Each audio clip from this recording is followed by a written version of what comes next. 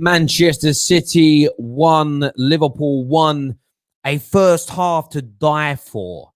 A first half that could have lived on to have been an advert for the next 25 years for how good the Premier League is. The second half, I have to call it as I see it. Both managers bottled it. Both managers didn't want to go for the win. Both managers happy with the draw. And we're not used to seeing that from these two. They're like 10 minutes, the last 10 minutes of the game, they were standing there on the sidelines, neither urging their team forward, neither complaining about the loss of possession. They're just happy to see out the draw. Of course, opening goal came from a penalty, Stonewall penalty, idiotic challenge from Kyle Walker gave that away against Mane. Mo Salah's never going to miss, puts it away 1-0. And in fairness to Liverpool, for large parts of that first half, they completely shut down and shut up Man City. They didn't allow the ball to go into Rodri. They didn't allow the ball to go into KDB. And City had no answer. It took one momentary lapse and one momentary mistake where Sadio Mane pressed Ruben Diaz, which meant Gini had to come and press Kyle Walker out in a wider position, which was primarily what Mane was doing.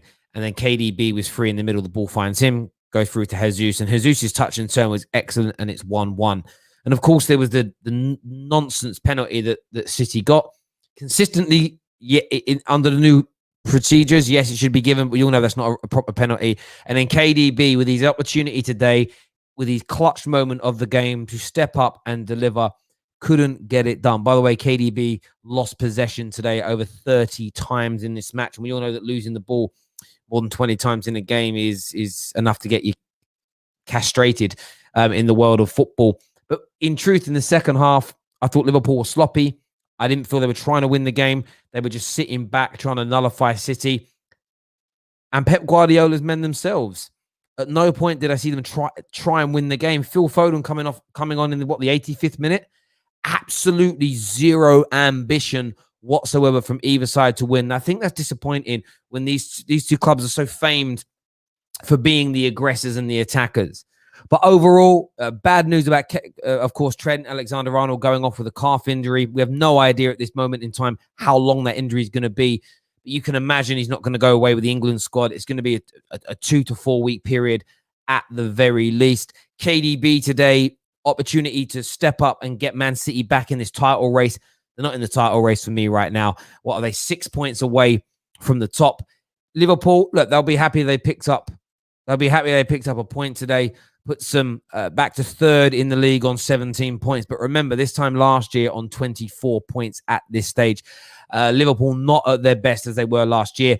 And I want to talk Firmino this evening because Bobby Firmino, for me, dropped another disaster of a performance. No chances created, no telling moments, no shots on target. I think that's the 4th Premier League game this season without a shot on target and the 3rd Premier League game this season without any kind of impact at all from a creative point of view. And a super chat here from Daniel is absolutely bang on. The league is wide open. There's no doubt about that whatsoever. It's anybody's. And right now, the best 2 teams in the Premier League for me are Chelsea and Tottenham. If they can maintain that, if they can maintain the form that they've found in recent weeks, they will be a serious threat to Liverpool's crown. Liverpool are going to come good again. There's no doubt about it whatsoever. Maybe it's just a shock to my system to see Liverpool really try and just play for a draw in the second half of a game. It's something I'm not used to really seeing.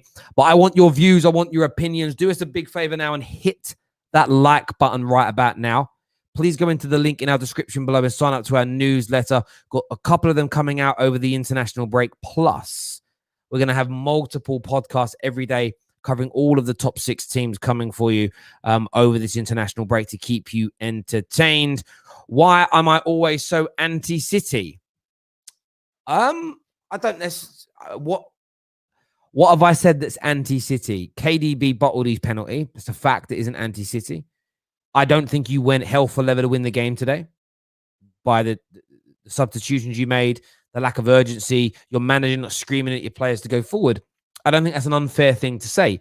What I will say about City as well, now that you've sort of pushed me into it, I think this Man City team are dead. I think this Man City team are finished under Pep Guardiola. And I don't care how hyperbolic people think I sound. I said it a year ago, and I haven't changed my opinion. This is a 1 year long opinion. The City team I saw tonight, full of top-class players, and they can beat lots of teams, and they will win lots of games this year.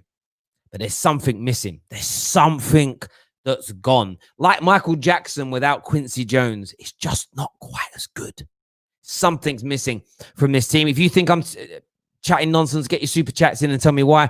Comment here says City should have won that penalty miss, but Terry, why are you jealous of City? I can feel the deep hate you have for them. Ha, ha, ha. Too bad your glory days are gone. Man United's glory days might be gone, but whether I was on the top of the league or not, I'm always going to have a certain disdain for City. They're one of my closest rivals. But I don't think anything I'm saying about Manchester City is unduly inaccurate or unfair, if I'm being absolutely honest with you. City won, but they missed a penalty. And by the way, I thought penalties weren't important. I thought missing penalties, scoring penalties wasn't a big thing. I thought that if you scored or missed penalties, it changes nothing. Oh, suddenly missing penalties, it cost you 2 points. Who knew that missing penalties would have such an abject effect on the outcome of a football match? Who knew? Mr. Islam here says, Bruno Fernandes, it's not easy taking penalties, is it? KDB fans were here. Where you at? Terry, do your laugh. I can't just do my laugh. Something's got to make me laugh, but that is quite funny. I did think about Bruno Fernandes when that penalty got missed. I thought about every time in that second half, KDB played a bad pass, lost the ball. Over 30 times he lost the ball, under 75% pass completion, barely created an opportunity. He did, of course, set the goal up, and you congratulate him for that. But what else did he do throughout the course of the game? Because I know the reason I bring this up is because if this was Bruno Fernandes, there'd be absolute outrage that he missed a penalty. It'd be all on him. It'd be Fernandes in the bin. I'm not saying that about KDB. World-class player, top-level player, deserves nothing but respect. But please don't disrespect people out there that are match winners. I think it's really crazy. Nathan here says, with Firmino out and no Thiago, happy with the draw. That's from Nathan Taylor. Of course, it looks like you're going to have Trent Alexander-Arnold out for a while now. I want your thoughts and feelings on that. Please hit the like button, people. Monsieur Ahmed here says, first half was exciting. Second half, both teams played for a draw. Looks like our 2-season injury-free is coming to bite us in the butt. But we'll take that. Aaron LFC says, Bobby needs a break from the starting 11, in my opinion. I'm not mad with LFC's performance at all. League is wide open, but I'm still confident. I think we were more aggressive. I think we were more aggressive than they were.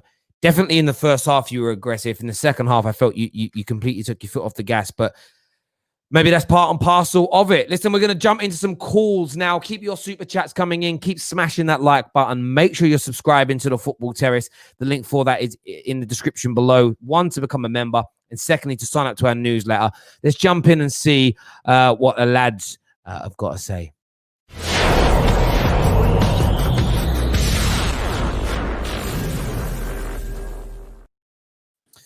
Yes. We've got Stro here. We've got Ram here. We've got man like Jem. Stro, come to you first. What were your thoughts on Liverpool's performance today and the result in the end?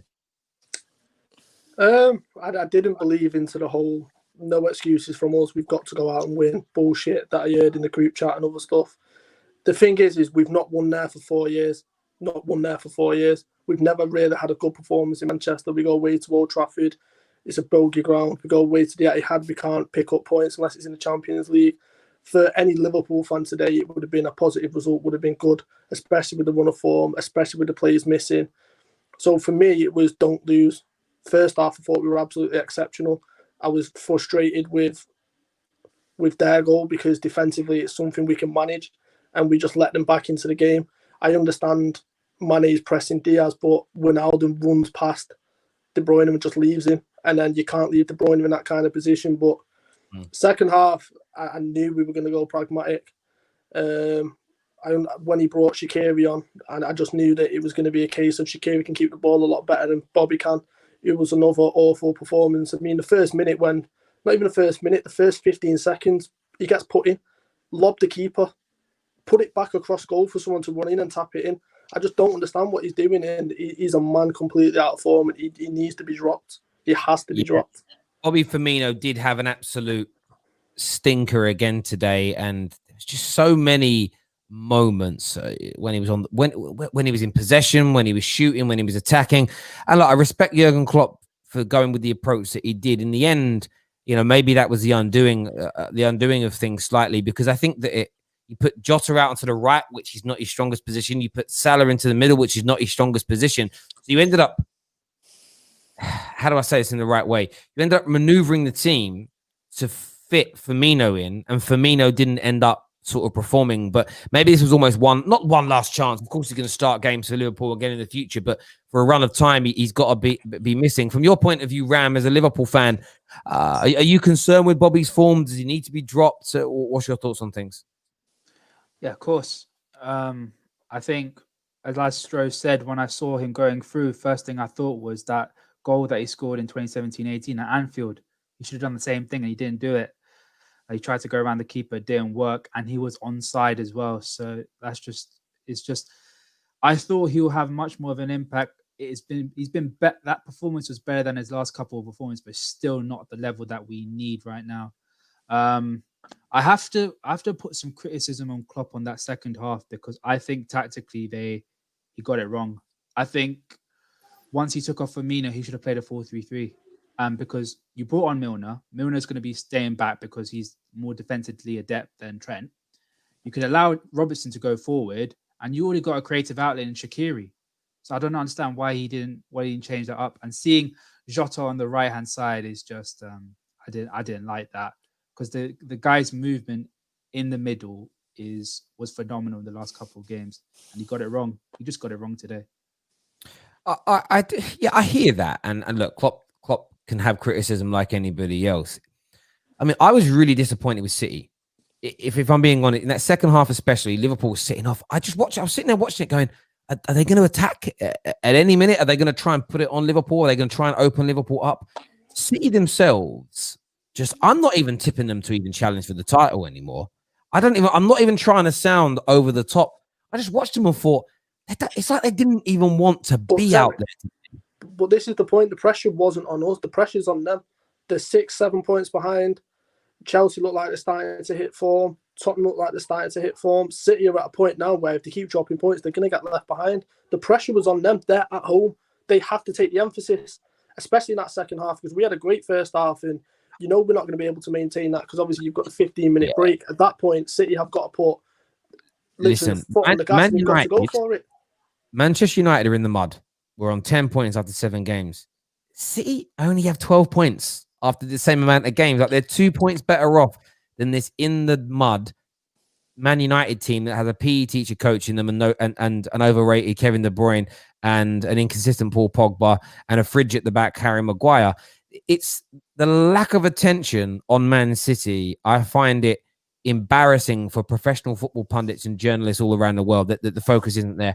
I thought Liverpool were there for the taking today. Defensively, a lot of teams have opened you up in recent weeks, and I just was sitting back thinking, okay, in a minute, City are going to go. They don't look like they even want to be out there, and they've got talented players, and they got the goal back, and of course they attacked at times. But there were 20 minutes to go. Liverpool basically said, right, break us down. And City just went, nah, you're all right. They didn't try it. It was such a weird game to watch. And I get it's early on in the season. I understand it's early on in the season. But City could have won that game. Jem, you're watching as a rival. Of course, City starting to really climb up that league table now, finding some form. When you look at Man City and Liverpool's performances in recent weeks, of course, City not scoring more than 1 goal in the game now for 5 or 6 matches. Let's be real about that. Liverpool conceding on a regular basis. Again, not putting in a scintillating performance in another Premier League game. Are you starting to grow in confidence as a Chelsea fan? Definitely. After watching that game, I'm not going to lie, I feel quite confident looking at it. But I think the thing with Man City is I don't think they've actually replaced the players that they had before in terms of the Fernandinhos, the Silvas, and even the companies. I don't think they had the best transfer window that people were saying they had. I don't think the players they've brought in are for now. I think they're probably maybe for the future. And I just look at Man City and think they're more of a they need to be built again. Like a building structure going on there at the moment, and I just don't think they're the same outfit they were a couple of years ago whatsoever. And you can see that they just don't. There's something not right. There's no balance to the way they're playing. You know, Pep doesn't change his formation too much, so you know how he's going to play against you. But it just doesn't seem balanced. I think it's the word from front to back. It's something not right. And I don't know. And I keep saying it's a striker. I don't think they don't without have a proper Aguero. striker. Yeah, without Aguero, they just look dead to me. They just They look like a dead don't. team. You know what's mad? With all the money City have spent with Pep Guardiola as their coach, and listen, they'll probably beat my team in a few weeks, and they'll go, City. I look at City, and I don't. 2 years ago, City scared me. Playing City, you're like, I've got City. Exactly. I watch City play now, and every team they're up against look like they've got a chance to beat them. 2 years ago, you had no chance. Now it's anybody's game. And, you know, they've drawn, 3 games they've drawn this season? Only 1 defeat, but 3 draws. They've scraped their wins. There hasn't been a Premier League performance yet in 7. Man United are trash, as we've said. But we've had 2 or 3 Premier League performances where you've gone, good today. Like, deserve the win. Like with City, there hasn't been one. They've lost, for me, they've lost the fear factor. That's what it is. They had a fear factor about them. I'll tell you something, yeah. I said at the start of the season, the loss of Leroy Sané is going to be big because he's the kind of player that once you see him on the team sheet, you're going to be worried. I didn't know who you were talking about. Why'd you call him Sané? Sané, bruv. Sané, bruv. Fine, Sané. Who are you talking about? I never heard of this guy. Sané. All right, Derek Duval. Hyacinth Bouquet, not Bucket. Sorry. I told you. You knew this guy's middle class, didn't it? When he started. Sané. No. Okay, fine. Sané. Once they lost Sané, that fear factor is going to be gone because the guy is direct and he will get a goal. That's one thing for sure. And people forgot about it because Ferran Torres is a great player, but he ain't no Sané, bro. He just isn't. There we go. From Liverpool's point of view, listen, they're in this title race. I'm not denouncing it. I'm not challenging it. They are. But it was another game where Liverpool were just not. For me, in the first half, they looked pretty good, but the second half, they looked a little bit disjointed and sloppy. There wasn't that same Liverpool click, that same Liverpool bite. Are you still really relaxed, like Stro and Ram, about how you're playing, or do you have any reservations yet? Because it's 8 games now, nearly a quarter of a way through a season, and Liverpool really haven't hit. Barring the last game against Atalanta in the Champions League, I don't really remember very many quality Liverpool performances yet this year. The issue is you can see that there's something that's lacking. I mean, Matip, as good as we were at times defensively, I thought Gomez had an excellent game. The passes were awful from him. 4 times he gave the ball away. Wijnaldum caught in the final third 3 or 4 times. That's what worries me, but we're still there. No, how poor we've been, and we've been awful this season at times. We're still there, and we're still a couple of points off. So to me, that's if we can only get better from here, then I'm not really that concerned. My concern is there just seems to be that little relaxing in people's heads. Wijnaldum thinks he's got more time on the ball than he does. Mane, for example, for the penalty, a sloppy pass, and then we could have lost the game from that. Shaqiri again in the second half did exactly the same thing, and then the breaking on us. We just need to control the games better, because last season we controlled games from minute 1 to 90, and it just seems like our foot's come off the gas a bit, and we need to control the games a lot better. I agree, and I think fans have got to move away from this notion of it's okay because we're going to get Thiago back, we're going to get Firmino back. You need to play well to win the league. You've got to prepare for the fact that those guys might get injured again. They could get suspended for games. Like Thiago, I mean it with no disrespect. We're sort of 8 games into the season. We're about 12, 13 games into the overall campaign, maybe a bit more now, actually, maybe 13, 14 games in. And the guys already missed the majority of the season.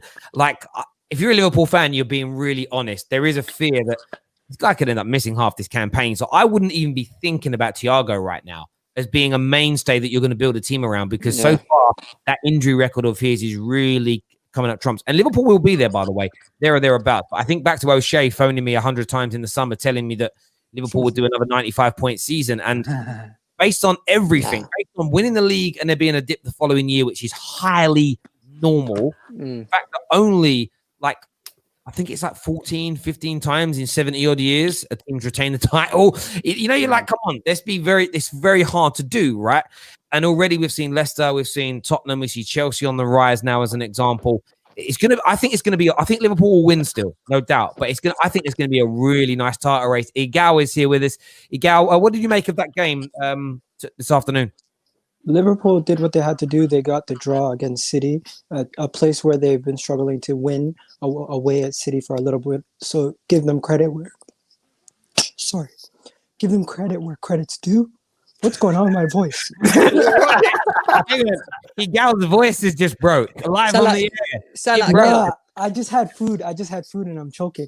But yeah, so you're like, what is happening with my voice? Like, oh my god, I'm gonna die. I'm gonna die. Man getting the Heimlich live on the terrace. That'd be a mess.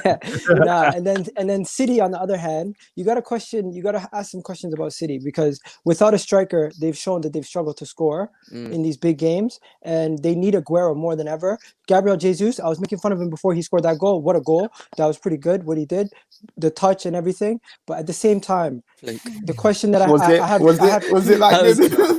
Don't even go. It was decent. At first watch, it looked like a good touch, but when you look at back, at first time, I thought he nutmegged him and did a madness. There's one thing you take away from this game for both sides.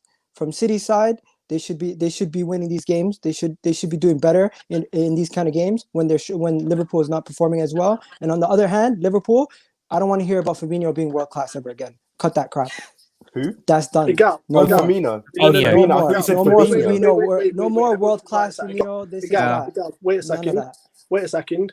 I know that's aimed at me. Let me answer it. What did I say? I didn't say he was world class. I said at times he's got world class ability. And in the 17-18 season, he was world class. For the past 2 seasons, he's not been world class. So don't jump on here and try to go for me. Say my name first and foremost. And secondly, at least say what I actually said. Sure, you're my guy. What you said was you put him and world class in the same sentence. Bro, that shouldn't happen ever again. That needs to stop. World class ability. So you're telling me he's not got world class ability? That needs to stop. So he's not got world class ability. That whole world class thing, it's being blown over proportion because he's in a great team. He's in a great team, and anyone will look world class in a great team with strikers the way they're playing. Stop jumping around it. What did I say? What did you say? You put him in the same sentence. You put world class and him in the same sentence. I said he's got world class ability, and in the 17-18 season he was world class, but for the past 2 seasons he's not been. That's exactly what I said. And what I said was, if you put Lacazette in that Liverpool team, he would do the exact same job. What? That's what I'm saying right now. You put Lacazette in that Liverpool team because that Liverpool team is so great. It doesn't matter who you put in that striker position. They're going to be asked to do the same job. No.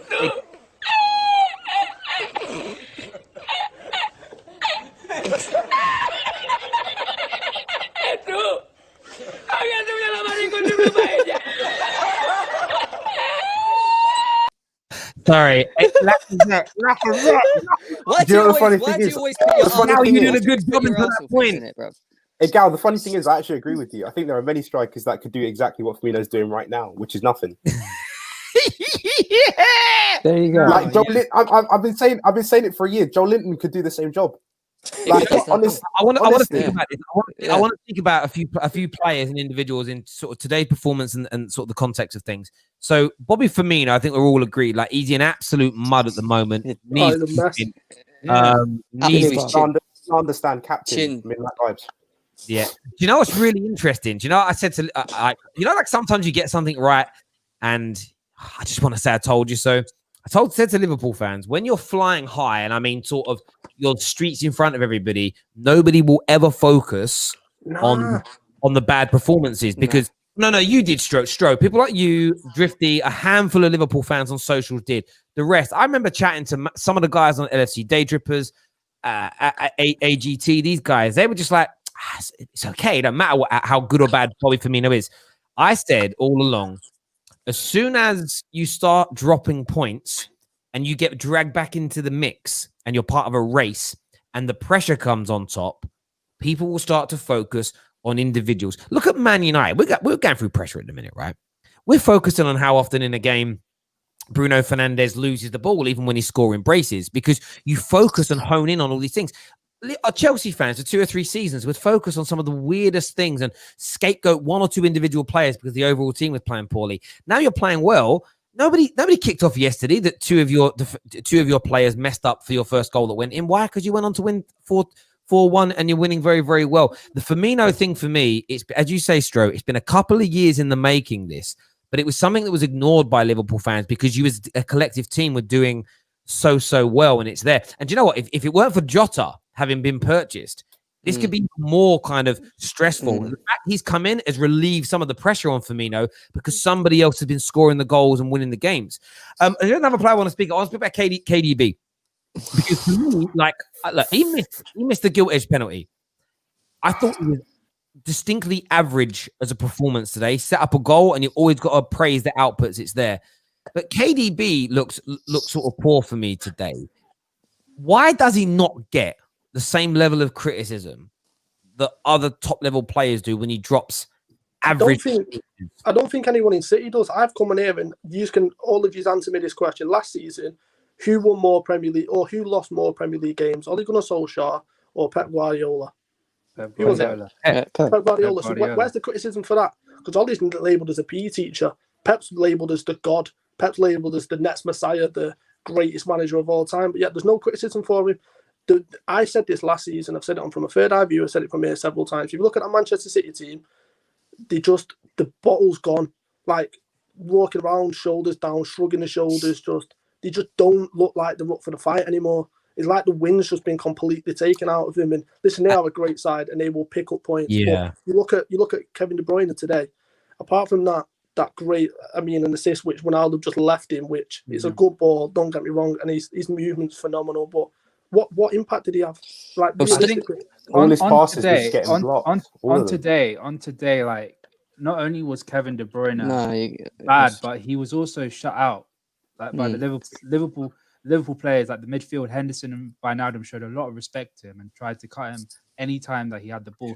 But even when he had the chances, he still doesn't do the stuff that Kevin. Yeah, but I think we focus too much on KDB. Sterling was poor today, and for me, he's another player that is important to them. And if he doesn't, if he's not turning up, and that's a great point. Like De Bruyne did make a chance for Sterling in the first half, which probably should have finished. It was an outcast. And KDB created 2 good chances today, and I felt both of them came from Liverpool mistakes. The first one was Gini dwindling on the ball. The second one was Gini leaving his possession and leaving him open. But you know what? When I watch City, and I don't think I'm actually not having to go at KDB here. You make a great point, Jim, on Sterling. He looked off the pace today. I thought that Torres geezer, he did nothing. He wasn't playing. I didn't know he was playing. I don't think it's the players as individuals having bad games like at my club or like Arsenal in years gone by. I just think their hunger's gone. I just think they've gone. It's almost like I can't be bothered to do. Like I don't know. You guys are all happy in relationships. I've been in a relationship before where you're just like, oh, I've got to go to her parents' house. Oh God, that's how they look. Oh, I've got to go to her friend. Oh, she's got her friends. Oh, Jesus Christ. Is your mate coming? Yeah. Is she bringing her husband? Yeah. Oh, for pity's sake, I have to talk to him, don't I? That's how those Chelsea City players look out there. They look finished with it. Especially Kyle Walker. Can I say something on this? Kyle Walker's. Dead. Let me talk about this. Mane was doing. He's as dead as his hairline now, man. He's finished. The reason why these City guys don't get criticized on a high level is because there's no fans. Fans' opinion makes up a lot of the noise that you hear around players being criticized is because of fans' opinions. And if you don't have much fans, you're not going to hear about a negative opinion on those players. From the pundits, though, like the pundits don't want to go near him. Last season, like realistically, yeah. And everyone says Leicester had the worst title defense, but Leicester were never really meant to win the league that season. That was just an unbelievable season, yeah. So I never expected them to defend the title, right? To lose the title in the manner that they did, how early they lost it, the response from them this season in the transfer window. I mean, Jem mentioned it. It's not a City transfer window. Yeah. I've known for 4 years Aguero can't last the season. Up front, can't. You know why? You have to go and get a striker. Yeah, the reason is because Aguero's been like that for a long time. It's as if like I know Stro. I think Stro said this like quite a long time ago. It's as if Chelsea stole Manchester City's transfer targets. Like all the stuff that they should have got, That's all the stuff that they have. Chelsea. But got I them. think there's a method to that madness. I honestly think Pep isn't signing a new deal, and City are a well-run football club. And when you say well-run, there's always going to be a summer. There's always going to be a period of time where it don't quite go right for you because even the best don't. But I think what City have looked at is we don't know if Pep's committing. There is no point investing another 152. We all thought, City are going to go mad this summer. Maybe we got it wrong in the sense of that only going to happen if City were going to keep Pep and then Pep was building. I think he's going to go by the end of the season and it'll be a new manager. And the worst thing you can do is sign 4 players for 180 million and then the new manager's like, yeah, I don't want them because they could get Messi.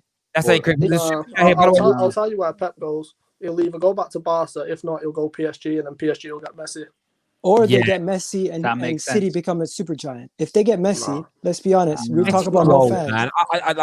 They've already they won't become a super giant and ever. They're too poor. They got no fans. They've actually broke ticket sales since lockdown. There's a super chat.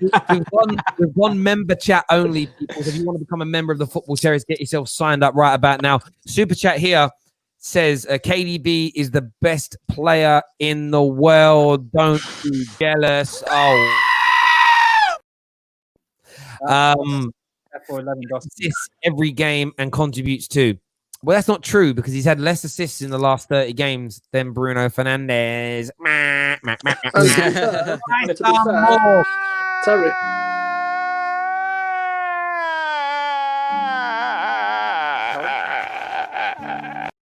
Cry some more. Keep crying. Stop it. He's amazing. He's amazing. But I'll tell you what's also happened to him. Bruno's broken him. Bruno. Oh my God. Without Vaseline has broken him, bro. Same way Arteta broke Klopp. Same way Same way Ollie broke Pep. That's what I'm going to say. You got to throw these out. You got to get it out there. But listen, in the cold light of day, if Liverpool end up winning the league by a point, they might look back at today's game and be like, I'm so glad we didn't go for the win and end up losing, as an example. But look, I respect KDB, by the way. Respects Firmino. Just criticism needs to be had when it needs to be had. But I don't. I think he's dead. Who's that? Firmino. We know that. Firmino goes. I think Firmino might end up being the sacrificial lamb come the summer, the guy that's used to raise the money to go after the Haaland. Or the Mbappe or somebody else. He could end up being that's going to happen. Man who does that. Just changing the subject slightly. Igal, your boys kick off in 15 minutes. Are you looking forward to it? Nervous, excited? No, I think we're going to win. I think it's going to be one of those games where we're going to probably nick a 2-1 win against Aston Villa. That's what I'm going with. 2 goals in one game. Jeez, that's a lot of goals for Arsenal. A lot of goals for Arsenal. Yeah, a lot of goals. Yeah. You guys keep talking. This is the same team. Hey, Gal, Chelsea's defenders have more goals than Arsenal's whole team.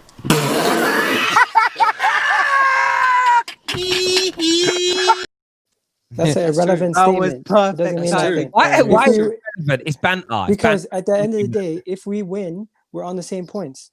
It was banter. Like, yeah, I know.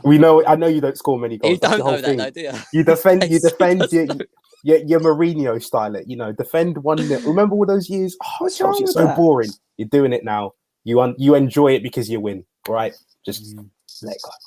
There's nothing you're saying is wrong. I agree with everything you're saying. I'm not trying to be. I'm not trying to be. I'm literally just saying it. You're trying to throw my way right now. I'm not throwing banter at you. I'm literally saying how it is. Who's scoring Igal for you today? Who's scoring for us today? Yeah. Nah, I think it's gonna be Lacazette and Aubameyang. They're both gonna score. Is Willian gonna do anything today? Willian, it depends. Sometimes we don't attack too much from the right hand side. Sometimes we're too focused on the left hand side. So I want to see some unpredictability and I want to see them mix it up a little bit on the attack. So hopefully Willian can get more involved. David, watch our man Ross Barkley. Ross Barkley, Chelsea agent. I said before, it's the worst game in the world to lose as well. The last game, we've got the Premier League table up there for anybody that wants to have a bit of a boot jars. I sit there. Got that Leicester and Tottenham top of the league. Liverpool 3rd. Southampton flying there in 4th place. Chelsea 5th. And then you got Everton, who are no win in 4th. They've had not a win since the last international break. Palace doing bits still. Watford, not Watford. Wolves with another loss today after a good little run from them. Interesting game tonight. Like, I mean, you look at Aston Villa. Aston Villa have only actually played 6 games. They've got 2 games in hand, you know. Like, as it stands right now, like, they win both their games in hand. They could end up on, like, 8. They could go top of the league, Villa. Like, they're in a bad position. I'd love to see them do that today. They got Arsenal. Do you know, I'm really surprised that I see Arsenal in 10th. Because, you know, sometimes I haven't really looked at the league table much for 2 reasons. Since I don't normally look at it till 10 games in. And I've also stopped looking at it because I didn't want to see what my team was. Like, there was like ulterior. When you have to scroll down, it's got to scroll relegation battle. Exactly, right? But I was surprised to see Arsenal so low based on how much hype I get from humans. And I'm like, oh, you're a place lower than you finished in the league last year. I sort of like, okay, like, and I'm not even being salty. It's just like, what I mean is, if a Southampton fan was giving me like, I get it, you're 4th. Like, Crystal Palace fan giving it, you're 7th. That's amazing. Like, even a Villa fan being 9th after nearly getting relegated, I get it. Leicester and Tottenham, I get it. But when I get kind of, you know what I mean? Like, if Man United win their game in hand, they go in front of Arsenal. Oh my God. Like, it's true. But like, I'm cool with it. We're bad. We're run by a PE teacher. That's what I love. I love it. I do love that banter. I really, really do. It's great. It's great. But yeah, so we've got some changes coming to the Football Terrace very, very soon as well. We've got big announcements around websites and some brand new shows and some partnerships that we've got in the making. But watch-alongs, we haven't done them this weekend because, to be honest with you, I'm bored of watch-alongs. We're doing watch-alongs in the same way that everybody else does, and what's the point? So we're going to have a big change to them after the international break using a new piece of software and design. And it's going to be more... Think Sky Sports old-fashioned fan cams where it's 2 fans going head-to-head rather than me chatting.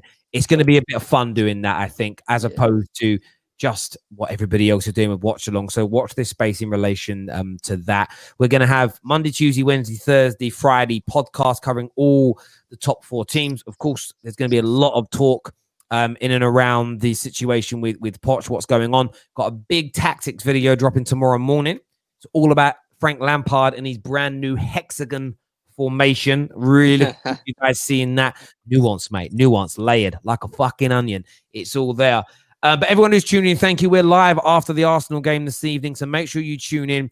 But until next time, just about as I got called out yesterday, people going, "I'm Terry, you only made like the video about Man United, about all the things. If Man United were to win, you wouldn't have done it if they would have lost." No, I did. I made one. I was going to play it, but I might say it's quite. Actually, I will play it. It's quite a funny video.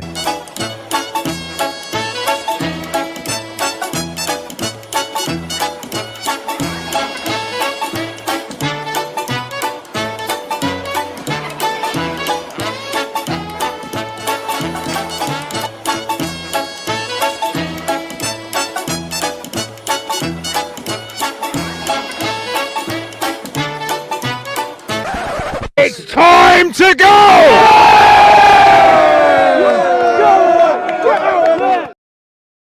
That was it. It wasn't really place. I do make things if we win or we lose. Like I made one today if Liverpool lost, and I obviously don't get to play. I'm going to save it for another day to play. Maybe I was actually crying with laughter when I made it. It's great. Everyone who's tuned in, massive thank you to all of you. Until next time, take care. Goodbye. God bless. See you in a couple of